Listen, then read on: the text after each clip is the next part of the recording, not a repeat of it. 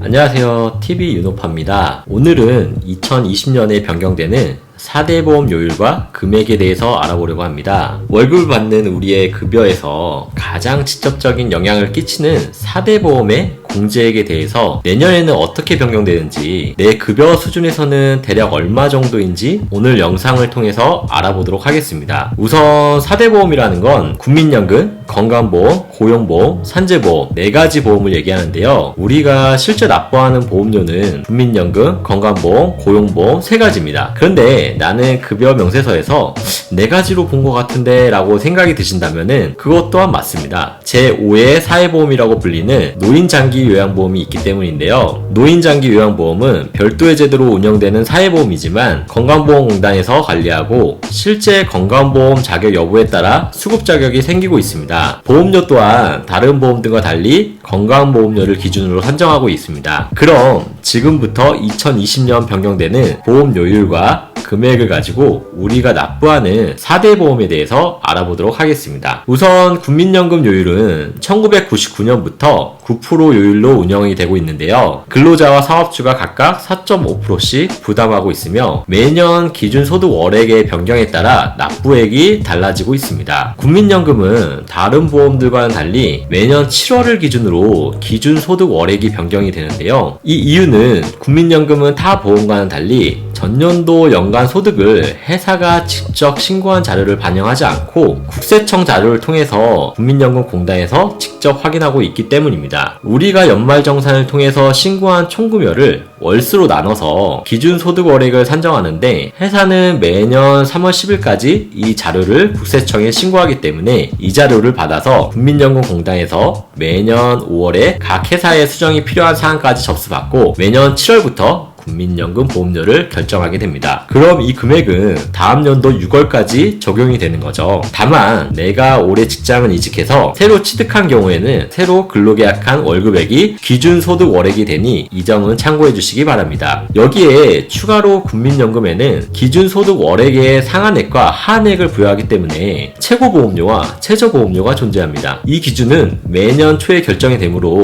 2020년 7월부로 변경이 되는 내용은 내년에 고시가 되면 별도로 안내를 해드리겠고요. 지금은 올해 7월부로 반영되는 상한액과 하한액을 가지고 설명을 드리도록 하겠습니다. 기준소득 월액의 상한액은 전년도 대비해서 3.8% 인상된 486만원이고 그에 따른 최고 보험료는 43만 7,400원입니다. 이 얘기는 내가 한 달에 486만원을 초과한 급여를 받더라도 내가 납부하는 보험료는 43만 7,400원의 절반인 21만 8,700원이 된다는 것입니다. 기준소득 월액의 하한액은 전년도 대비 3.3% 인상된 31만원이고 그에 따른 최저 보험료는 27,900원입니다. 이도 마찬가지로 한 달에 31만원 미만을 받더라도 내가 납부하는 보험료는 27,900원의 절반인 13,950원이 된다는 것이죠. 그러므로 국민연금은 아직까지는 요율의 변동 없이 4.5%를 운영하고 있기 때문에 내가 2018년 한 해 동안 연말정산을 통해 과세한 총급여보다 2019년 한 해 동안 과세한 총급여가 많다면 그 차액만큼 2020년 7월부터 보험료가 인상될 것입니다. 이미 상한액을 넘게 받는 분들은 내년 초에 결정되는 기준소득 월액 상한액 기준을 참고하시면 될 것 같습니다. 다음은 건강보험인데요. 2020년 건강보험료율은 올해 대비 3.2% 증가한 6.67%입니다. 국민연금과 동일하게 사업주와 근로자가 각각 3.335%를 납부하게 되었는데요. 내 급여가 200만원이라고 한다면 내가 납부하는 보험료는 66,700원이 돼서 올해 납부한 64,600원보다 2,100원을 더 납부하게 됩니다. 내 급여가 400만원이면 2배, 600만원이면 이 금액의 3배가 되겠죠. 건강보험 인상된 요율은 매년 1월부터 적용이 됩니다. 단 변경되는 보수 월액은 일반적으로 매년 4월부터 적용이 되는데요. 회사에서는 연말정산이 끝나서 국세청에 지급명세서 신고하는 날인 3월 10일까지 건강보험 보수 총액을 같이 신고하고 있습니다. 여기서는 소득세법 비과세 급여 항목을 적용해서 기준소득 월액을 결정하는 국민연금과는 달리 건강보험은 건강보호법의 비과세 급여 항목을 적용해서 보수 월액을 결정하기 때문에 한 달 보험료를 결정하는 급여 기준이 다를 수 있습니다. 건강보험 역시 상한보험료와 하한보험료 기준이 있는데요. 매년 보건복지부 장관 고시로 결정되는데 상한보험료의 경우